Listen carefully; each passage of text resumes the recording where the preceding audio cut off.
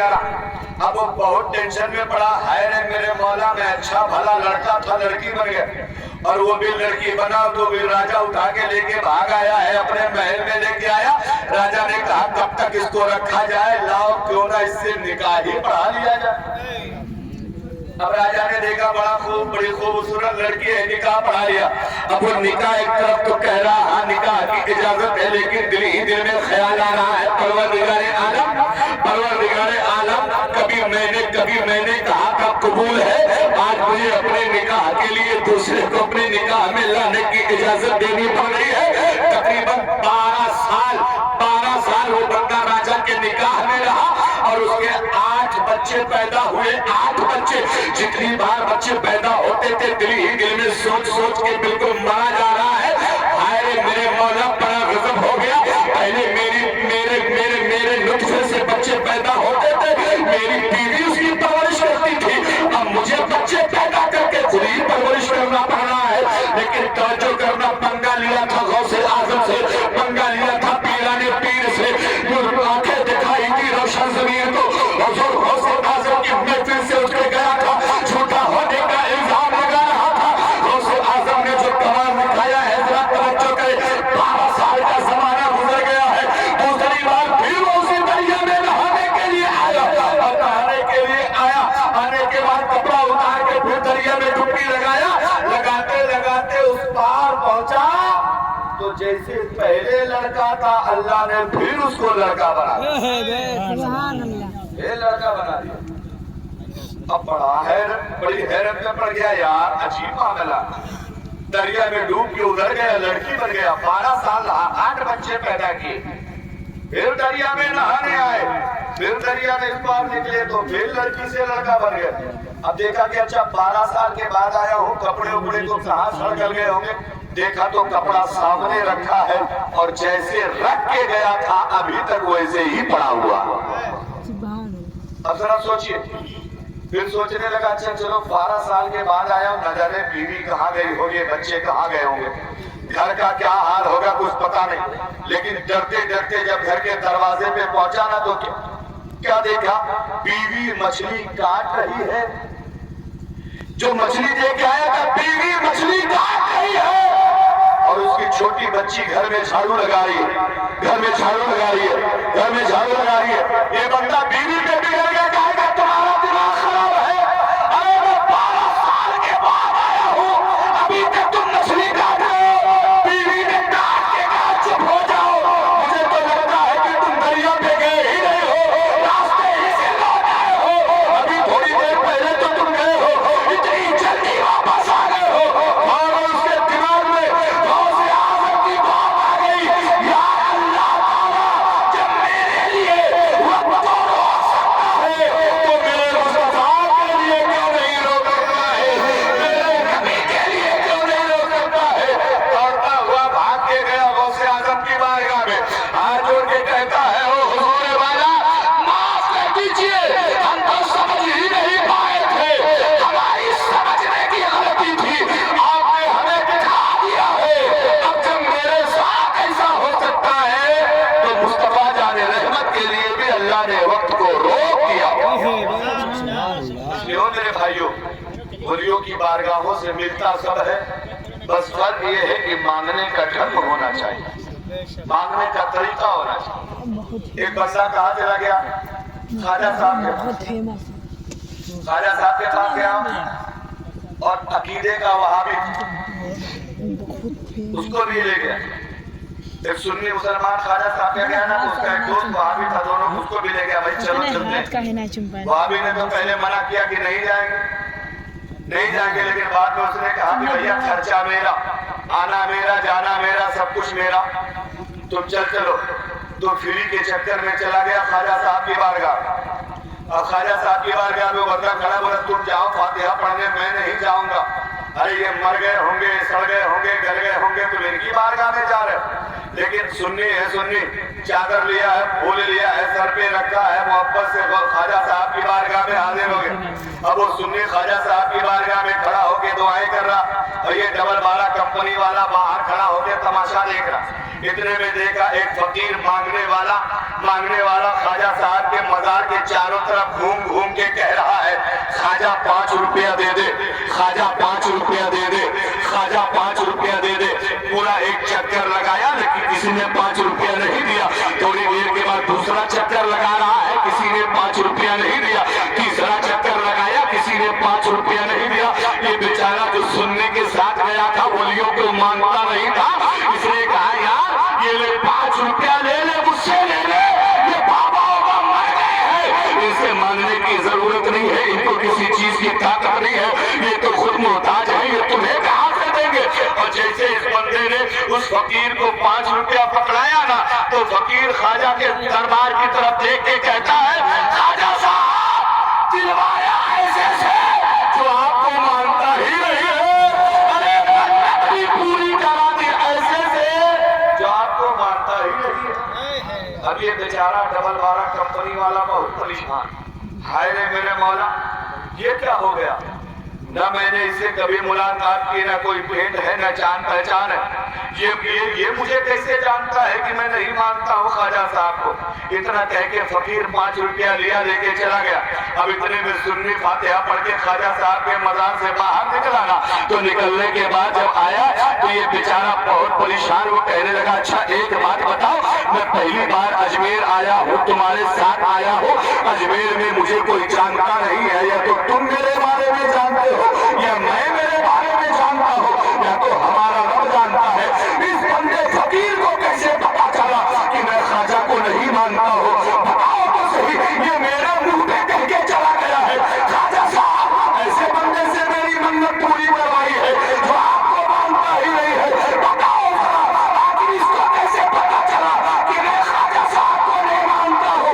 सुन्नी सीना चौड़ा करके कहता है, यार तुम्हें पता नहीं है, वलियों की बारगाहों में रहने वाला फकीर भी अल्लाह वाला हो जाता है, अल्लाह भी हो जाता है। जब ये फकीर ऐसा है तो बताओ मेरा ख्वाजा कैसा होगा, और जब ख्वाजा का ये मकाम है तो मेरे मुस्तफा का मकाम क्या होगा। नारे तकबीर, नारे रिसालत, अज़मते मुस्तफा, अज़मते मुस्तफा, जश्न ईद मिलादुन नबी, नारे तकबीर, नारे रिसालत। लो मेरे भाइयों, गोलियों से लगे रहो, दुनिया तुम्हें न जाने क्या क्या बताएगी, क्या क्या समझाएगी। उनसे कह दो तुम्हें तुम्हारा वाला मुबारक हो, हमें हमारा वाला मुबारक हो। और एक बात बहुत गारंटी से कह के जा रहा हूं मुझसे गांव वालों, एक भी वली उस पार्टी में है ही नहीं, पूरी गारंटी के साथ कह रहा हूं, ये दर्जनों कैमरे चल रहे हैं, एक भी वली उनमें कोई दिखा दो तो हम मान जाए। जितने वली हैं हिंदुस्तान में, पाकिस्तान में, नेपाल में, बांग्लादेश में, जापान में, भूटान में, चीन में, जहाँ कहीं भी पूरी दुनिया में जितने वली हैं सब के सब अल्हम्दुलिल्लाह सुन्नी है, मजहब अहले सुन्नत वाले। उधर वाले कोई है ही नहीं, अरे उधर वाले हैं ही नहीं तो बेचारे जाएं कहाँ। बंद करिए तो इसलिए वलियों से रिश्ता मजबूत रखें, अपने आप को वलियों के दामन से लगा के रखें, वलियों के उसूल पे चलते रहें और दीन की शरीयत की पाबंदी करते रहें। और एक आखिरी ऐलान करके मैं गुफ्तगू खत्म करूं, ये वक्त जो चल रहा है ये बहुत कीमती है। कैसे कीमती है जरा सुनिए, वक्त कैसे कीमती है। आने वाले दिसंबर की 5 तारीख तक एक हमको अल्टीमेटम दिया गया, जितनी भी दरगाह है, जितने भी कब्रिस्तान हैं, जितनी ईदगाहें हैं, जितने करबला की जमीनें हैं, इन सब को जाके आप वक्फ बोर्ड में रजिस्टर करवा लीजिए। अगर नहीं करवाए हैं तो अभी वक्त है। अगर आपने 5 दिसंबर तक ये काम नहीं किया तो फिर 5 दिसंबर के बाद वो जमीन सरकारी मान ली जाएगी। फिर आपका कोई दावा, कोई धरना प्रदर्शन, आपका कोई कहीं आपकी कोई सुनवाई नहीं होगी। इसलिए मेरी आप लोगों से गुजारिश है, मुझसे गांव के मेरे भाइयों, اگر آپ کی قبرستان رجسٹر نہ ہو، آپ کی کربلا کی زمین رجسٹر نہ ہو، آپ کا عیدگاہ رجسٹر نہ ہو، آپ کے خانقاہیں رجسٹر نہ ہو، مسجد مدرسہ نہ ہو، تو اس کو ضرور کروائیے، ضرور کروائیے۔ ہم کاغذوں میں بہت پیچھے رہتے ہیں، کل ہمارے لیے بہت دقت ہو جائے گی اور پھر ہماری سننے والا کوئی نہیں ہو۔ ایک بات، اور دوسری بات یہ ہے کہ پردھانی کا الیکشن آنے والا ہے نا، آپ کے یہاں بھی پردھانی ہوگی۔ پردھانی کا ایک ووٹ آپ کے 5 سال کی زندگی طے کرے گا۔ آپ کا ایک ووٹ آنے والا 5 سال طے کرے گا آپ کے لیے۔ اس لیے پانی پیو چھان کے، پردھان چنو پہچان کے۔ اور پردھان کے سپورٹر لوگ جو یہاں بیٹھے ہوگے یا کوئی پردھان کا امیدوار بیٹھا ہوگا نا، جتنا ہڑپ گبن گھوٹالہ کیے ہو، قبر میں پیٹ ٹھیک ٹھاک کر کے جانا، قبر میں مارتے مارتے فرشتے تمہاری چمڑی ادھیڑ دیں گے۔ تمہیں نالی بنانے میں مسالہ لگانا تھا 6 کا، تم نے مسالہ لگایا ہے 12 کا۔ تمہیں شوچالے کے پیسے مل رہے تھے غریب کو 12,000، تم نے 2,000 اس میں سے بھی گھوٹالہ کر کے کھا لیا ہے۔ تم نے کھرنجے میں اینٹ لگوانی تھی اول والی، تم نے کھرنجے میں اینٹ لگوایا ہے پہلی والی۔ تم نے آواز کا پیسہ غریب کو ملنا تھا 1,40,000، تم نے 10,000 اس میں رشوت کا پہلے لے لیا ہے۔ یاد رکھنا، تمہاری ان ساری حرکتوں کو کوئی دیکھے نہ دیکھے، خدا دیکھ رہا ہے، خدا دیکھ رہا ہے۔ اچھا، پردھانوں کی بہت غلطی نہیں ہے، غلطی تو پبلک کی بھی ہے۔ یہ بھی 4 پردھان کھڑے ہیں تو چاروں سے پیسہ لے لیتے ہیں۔ ہاں پردھان جی 5 ووٹ ہے، سب تمہیں کو 10,000 نہ۔ وہ پردھان دوسرا پڑا بے نہ بول، پردھان جی ہم تو تمہاری طرف ہیں، ارے تم ٹینشن نہ لے، ہم تو ان کا بیوقوف بنا رہے۔ ان سے بھی لے لیا، سب سے لے کے کھا گئے۔ یاد رکھنا، تمہاری ان حرکتوں کو کوئی دیکھے نہ دیکھے، خدا دیکھ رہا، زور سے بولو، خدا دیکھ رہا۔ آپ یہاں بیٹھے ہیں، بول رہے ہیں کہ نہیں بول رہے ہیں، یہ بھی خدا دیکھ رہا ہے۔ اب اسی آخری بات پہ ایک حدیث پاک سنا کے میں انشاءاللہ گفتگو ختم کرتا ہوں۔ سنیں ذرا، حضرت عمر ہے، مدینے کے گورنر بنے، مدینے کے خلیفۃ المسلمین بنے، جب مسلمانوں کے خلیفہ بنے تو آپ نے مدینے میں اعلان کر دیا کہ کوئی بھی بندہ مدینے میں دودھ میں پانی نہیں ملائے۔ کیا اعلان کیا؟ زور سے بولے، دودھ میں پانی نہیں ملائے۔ اچھا، خالی ملاوٹ دودھ ہی میں تھوڑی ہوتی، ملاوٹ تو برفی میں بھی ہوتی ہے، چھینا رسگلہ میں بھی ہوتی ہے، کالا جام میں بھی ہوتی ہے، پنیر میں بھی ہوتی ہے، تیل میں بھی ہوتی ہے۔ تو یہ ملاوٹ کسی بھی چیز میں جائز نہیں ہے۔ ہاں، اس طرح کا ملانا کہ لوگوں کو دھوکہ دینا ہو تو یہ جائز نہیں۔ حضرت عمر نے اعلان کر دیا کہ مدینے میں کوئی بندہ دودھ میں پانی نہیں ملائے گا، دودھ میں پانی نہیں ملائے گا، دودھ میں پانی نہیں ملائے گا۔ یہ اعلان پورے مدینے میں پھیلا دیا گیا۔ اور حضرت عمر جب حکومت کرتے تھے، سیاست کرتے تھے، تو ذرا دیکھیں انداز کیا ہوتا تھا۔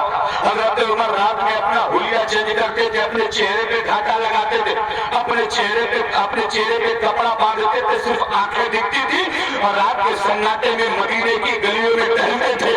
کیوں؟ صرف اس لیے ٹہلتے تھے کوئی غریب پہ کوئی ظالم ظلم نہ کر رہا ہو، کہیں مدینے میں کوئی چوری نہ کر رہا ہو، کہیں ایسا نہ ہو کوئی مدینے میں بھوکا سو رہا ہو، کہیں ایسا نہ ہو تو کوئی بیمار تڑپ رہا ہے جس کو دوا کی ضرورت ہو۔ یہ سب کرنے کے لیے حضرت عمر مدینے کی گلیوں میں اپنی رعایا، اپنی پبلک کو فائدہ پہنچانے کے لیے مدینے کی گلیوں میں گشت لگا رہے ہیں، ٹہل رہے ہیں۔ ایک دن پہلے اعلان کیا ہے کہ کوئی بندہ مدینے میں دودھ میں پانی نہیں ملائے گا، اور رات میں ٹہل رہے ہیں تو کیا دے گا؟ رات کا سناٹا ہے، رات کا اندھیرا ہے، رات کی تنہائی ہے، ایک گھر میں 2 عورتوں کے بات کرنے کی آواز آ رہی ہے، 2 عورتیں آپس میں بات کر رہی ہیں۔ حضرت عمر کو لگا شاید گھر میں کوئی پریشانی ہے، گھر میں کوئی مصیبت ہے۔ حضرت عمر قریب چلے گئے، حضرت عمر آگے چلے گئے، دیوار سے کان لگا کے سننے لگے کہ لاؤ ذرا دیکھیں تو صحیح، گھر میں کوئی دقت تو نہیں ہے، کوئی پریشانی تو نہیں ہے۔ جب دیوار سے کان لگایا تو سنائی پڑ رہا ہے، ماں اپنی بیٹی کو بستر سے اٹھا رہی ہے، ماں اپنی بیٹی کو نیند سے جگا رہی ہے، اور ماں یہ کہہ رہی ہے بیٹی اٹھ جاؤ، مدینے میں اذان ہونے والی ہے، مدینے میں صبح ہونے والی ہے، جلدی سے اٹھو،